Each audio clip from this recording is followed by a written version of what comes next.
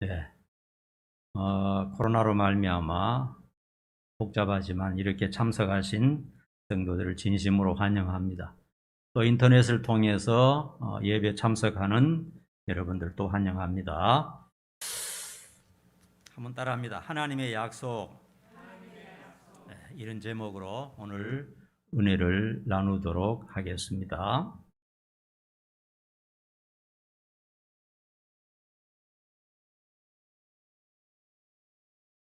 미국 하버드 대학교의 경제학 교수 로버트 베로라는 사람은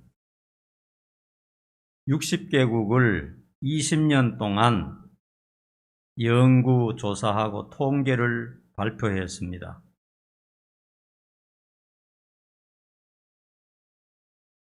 예배 참석과 모임과 헌신에 열정적인 나라가 대체로 잘 산다. 그런 거였습니다.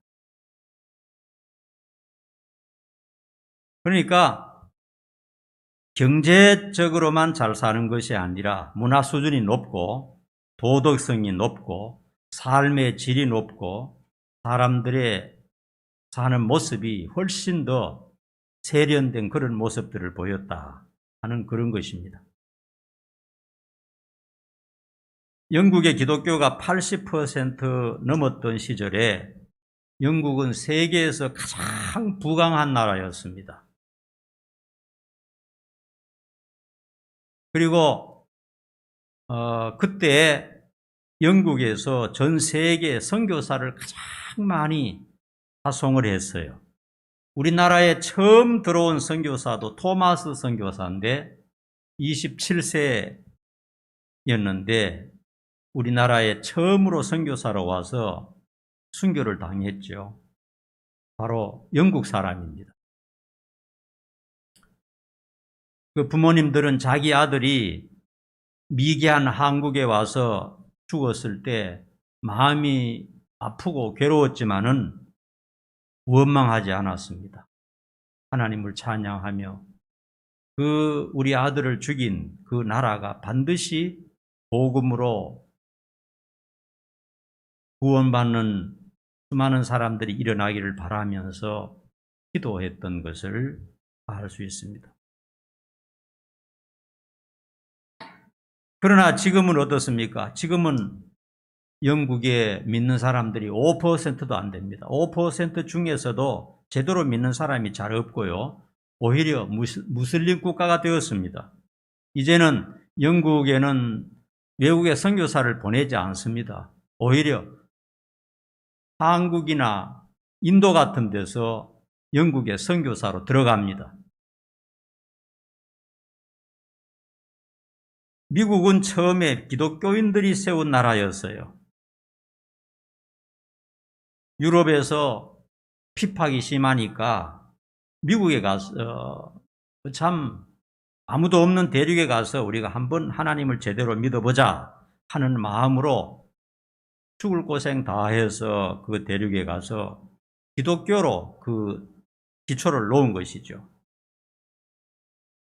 그러자 얼마 후에 미국은 세계 최강국이 되었고 모범적인 나라가 되었고 어려운 나라들을 도와주는 그런 아름다운 나라가 되었던 것입니다.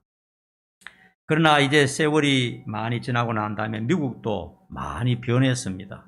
전과 같지가 않아요. 기독교인들은 점점 줄어들고 우상 숭배가 난무하게 되고 그런 것을 볼 수 있습니다. 그래서 하나님을 중심에 두지 않는 그런 나라가 부강해지면은요, 다른 사람을 괴롭히는 나라가 되는 것을 알 수 있습니다. 과거의 소련이라든지 지금도 중국도 그렇고요. 옛날에 독일도 그렇고요. 하나님을 안중에 두지 않는 나라가 부강해지면 작은 나라들을 괴롭히고 학대하는 그런 나라가 된 것이죠. 영국 작가 존 번연은 이렇게 말했습니다. 기독교는 모든 복을 받을 수 있는 축복의 종교다 라고 말했습니다. 분명한 사실은요, 하나님의 약속은 환경이 바뀌고 세월이 바뀐다 하더라도 변함이 없어요. 하나님은 약속하셨습니다. 하나님을 믿고 의지하는 자에게 반드시 복을 주시겠다. 그리고 오늘 본문에서 4가지를 약속하셨어요. 하나님을 사랑하고 하나님을 의지하는 자에게 어떤 복을 주시는가? 성경에는 뭐 수백 가지 복이 있지만 특별히 오늘 우리가 읽은 본문 말씀에서 4가지 복을 약속하셨어요. 이 복을 받는 여러분 되시기를 축원합니다. 첫 번째로 그가 나를 사랑한즉 내가 그를 건지리라 이렇게 말씀하셨어요.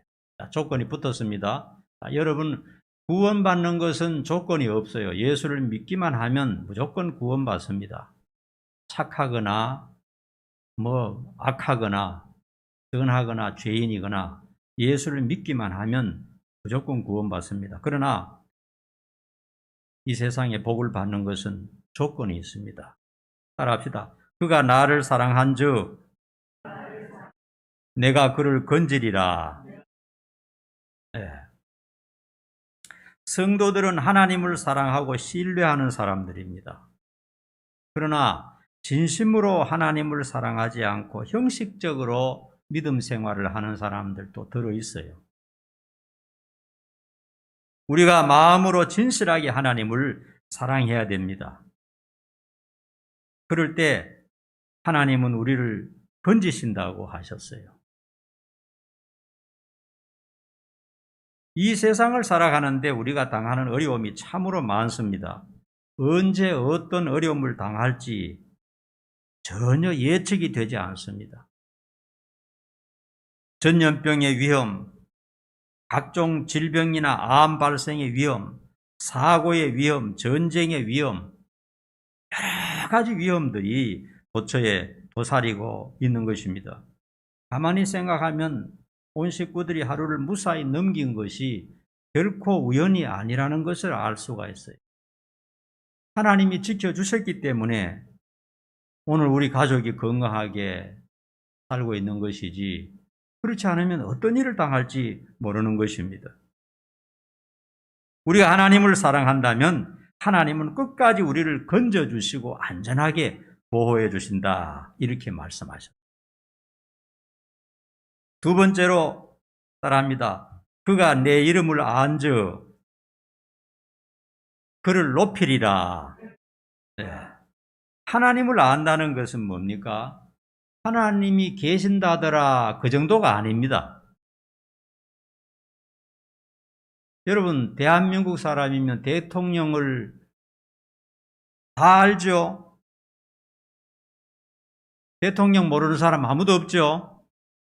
그러나 대통령은 우리를 전혀 모릅니다. 우리만 아는 것이죠. 유명한 가수 방탄소년단을 우리는 너무도 잘 압니다. 그렇죠? 그러나 방탄소년단은 우리를 전혀 모릅니다. 우리가 누군지 모릅니다.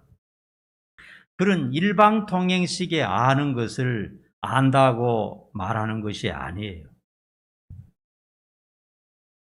대통령과 서로 잘 아는 사람은 누굴까요? 그의 가족들과 그의 측근들밖에 없어요.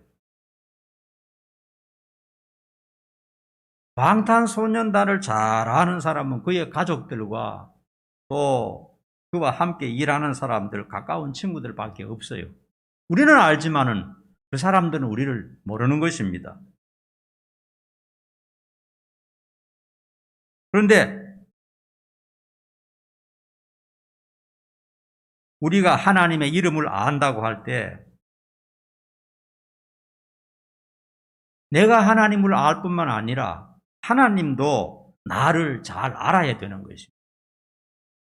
뿐만 아니라 잘 안다는 것은 뭡니까? 서로 친밀하게 교제하고 친하게 지내는 것이 잘 아는 겁니다. 그렇죠?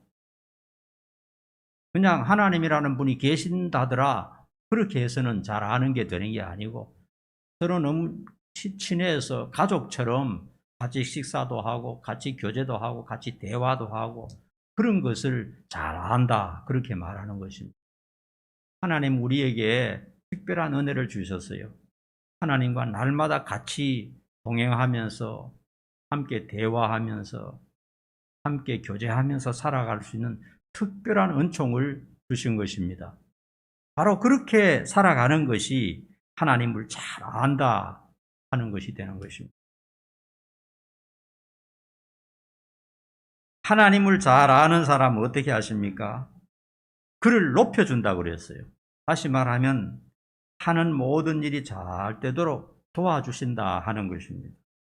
그래서 세상 삶이 기쁘고 평안하고 행복하고 모든 것이 순탄하게 잘 풀려간다.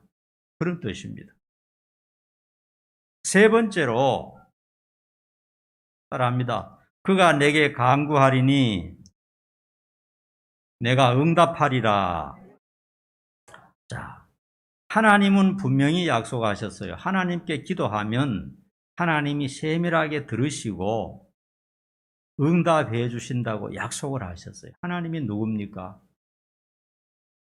하나님은 약속을 지키는 분입니다. 교회를 다니면서도 기도할 때 응답을 믿는 사람이 있고 믿지 않는 사람이 있어요. 내가 기도하면 하나님은 반드시 들으시고 응답해 주신다. 그렇게 믿는 사람이 있고 어떤 사람은 하나님의 응답을 믿지 않는 사람들이 있어요. 우리가 하나님의 응답을 믿는다면 우리의 기도를 들으시고 관심을 가지시고 응답해 주신다는 것을 믿는다면 우리는 날마다 나의 문제에 대해서 내 앞길에 대해서 하나님 앞에 매달리면서 기도하게 될 것입니다. 예수님께서도 수차례 분명히 기도의 응답을 약속하셨습니다. 기도하고 구하는 것은 받은 줄로 믿으라. 그러면 너희에게 그대로 되리라. 얼마나 명백한 약속입니까? 구하는 자가 받을 것이요 찾는 이가 찾을 것이요 두드리는 이에게 열릴 것이니라. 주님 약속하셨습니다.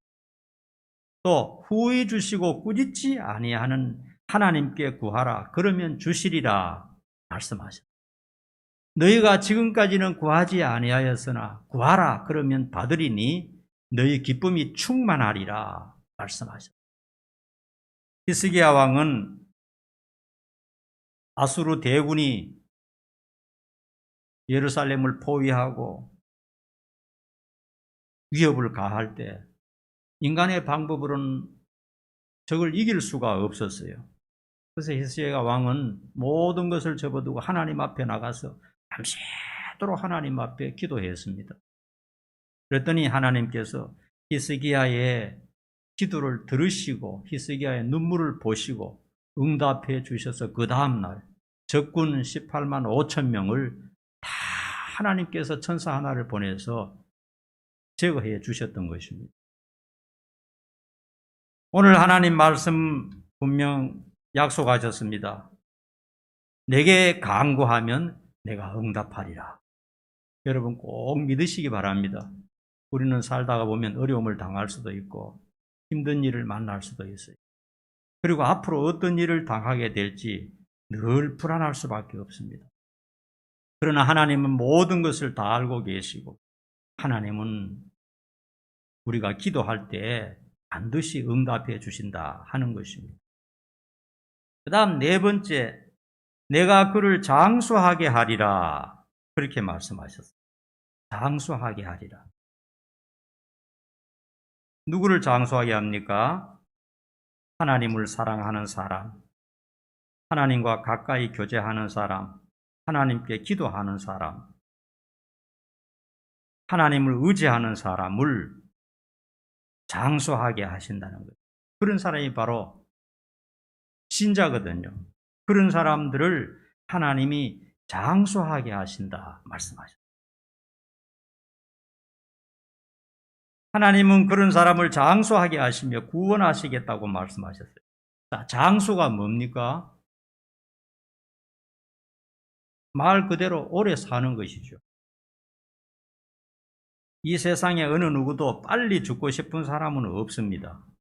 사람이 오래오래 살고 싶은 것은 인간의 본능입니다. 그렇죠? 나는 빨리 죽고 싶다 하는 사람은 제정신이 아니죠, 지금. 정신이 나가버린 사람입니다. 그러나 누구나 오래 살고 싶은 마음이 있습니다. 그러므로 90, 100살 된 할아버지한테 가서 이제 살 만큼 살았으니까 이제 돌아가실 준비하셔야죠. 그러면 좋아하실까요? 싫어하실까요? 굉장히 서운해하고 다시는 말도 하지 않을 겁니다. 90세, 100세 된 할아버지 앞에 가서도 할아버지 건강하시게 잘 드시고 오래오래 사십시오. 이렇게 하면 참 좋아합니다. 그만큼 살았으니까 이제 많이 살았잖아요. 이제 그만 죽어야죠. 이렇게 하면 절대 안 됩니다.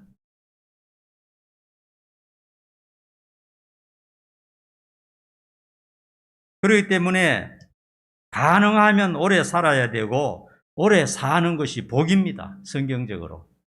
여러분 다 장수하시기 바랍니다. 이 세상에서 장수하셔야 돼요. 장수하는 것이 자식들을 돕는 겁니다. 그게. 건강하게 장수하는 것. 하나님은 하나님을 사랑하고 하나님을 의지하는 자에게 장수의 복을 주시겠다고 약속을 하셨어요. 그런데 성경적인 장수는 어떤 것이냐? 그저 단지 오래 사는 것만을 말하는 게 아닙니다. 어떤 사람은 감옥에 들락거리면서 장수하는 사람도 있어요. 이번에 보니까 연쇄살인자 강성원이라는 자가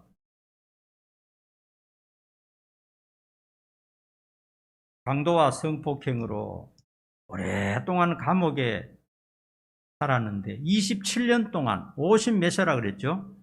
56세인데 27년 동안을 감옥에 살았다 그럽니다. 아시죠? 강성원이라는 사람? 몰라요? 아시죠? 네.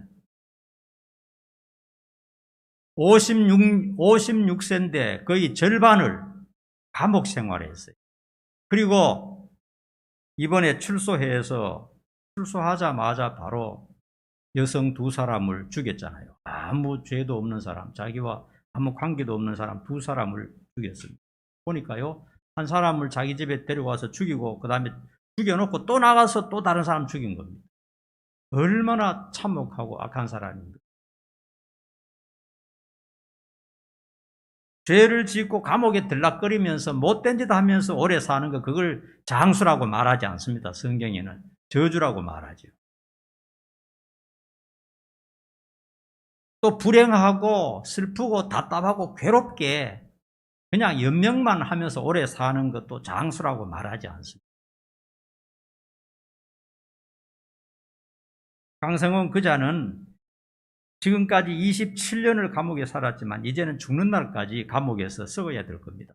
그 사람이 100살까지 산다고 할지라도 그런 사람을 장수했다고 말하지 않고 저주받은 것입니다. 그는 죽은 다음에도 지옥 불구덩이 속에 가서 영원히 살 것입니다.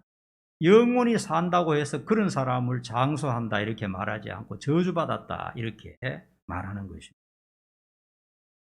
아무리 오래 산다 할지라도 죄 가운데 빠져서 감옥에 들락거리면서 비참하게 사는 것은 장수라고 할 수 없고 그런 삶은 저주라고 하는 것입니다. 성경적인 장수는 뭡니까? 평안하고 행복한 장수를 말합니다. 하나님을 의지하고 하나님을 사랑하는 사람은 평안하고 행복한 장수를 하나님이 보장하셨어요.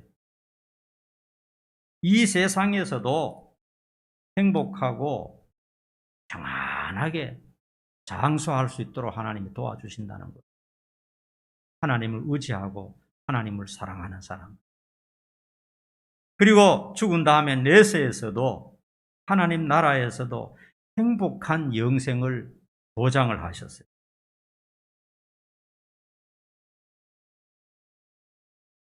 그러므로 하나님의 약속을 여러분 잊지 마시고 꼭 기억하면서 복 받는 성도들 되기를 바랍니다. 자, 한번 우리 복습하고 마치도록 하겠습니다.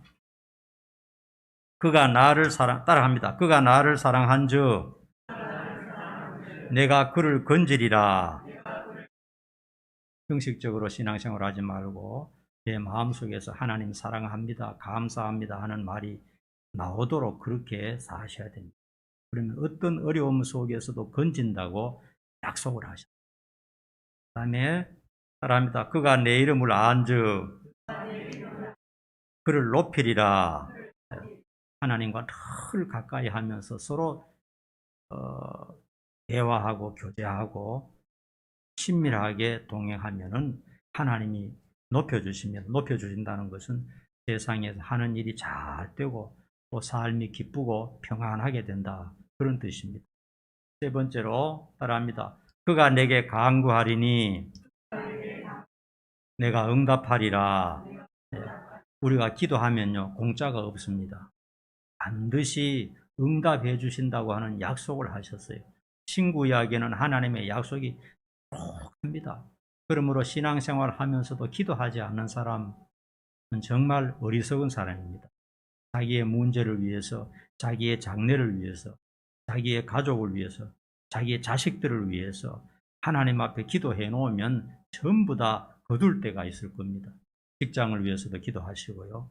내 힘만 믿고 까불지 말고 하나님의 도움을 위해서 늘 날마다 기도해야 됩니다. 하루의 삶을 위해서도 기도하고, 한 달의 삶을 위해서도 기도하고, 한 해의 삶을 위해서도 기도하고, 또 미래와 장래를 위해서도 기도하고, 노후를 위해서도 기도하고, 더 나아가서 죽음까지도 기도하면서 그렇게 하면 하나님이 반드시 응답하신다. 따라합니다. 내가 그를 장수하게 하리라. 하나님께서는 진실한 신자에게는 이 세상에서도 평안하고 행복하게 장수하게 해주시고 또 죽은 후에 하나님 나라에서 영원히 살 수 있도록 보장해 주시는 것입니다. 기도하겠습니다.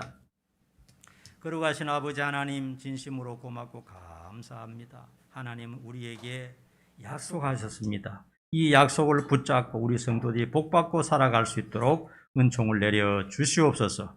예수님의 이름으로 간절히 기도하옵나이다. 아멘.